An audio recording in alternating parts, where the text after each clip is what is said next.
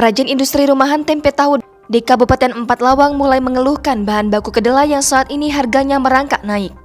Bahkan tidak hanya harga kedelai, perajin juga mengeluhkan harga minyak sayur atau minyak goreng. Senin 21 Februari 2022. Mereka perajin pun memutar otak untuk tetap bisa memproduksi tahu tempe, diantaranya dengan mengecilkan ukuran bahkan hingga menaikkan harga tahu tempe di pasaran. Najamuddin, perajin tahu tempe di Kecamatan Tebing Tinggi mengatakan harga kedelai saat ini mencapai Rp12.000 per kilogram.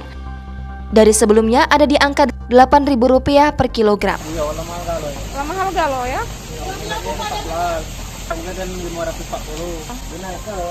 Dinaikkan harganya. Oh, jadi sebelumnya berapa harganya? Sebelumnya sekantong 25, seribunya 4, sekarang 3, Iya. sekarang sekantong 27.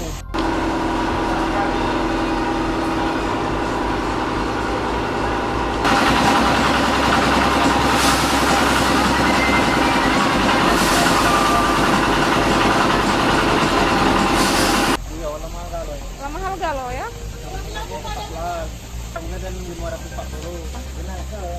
Dinaikkan harganya. Oh, jadi sebelumnya berapa harganya? Sebelumnya sekantong 25, seribunya 4, sekarang 3, Iya. sekarang sekantong 27.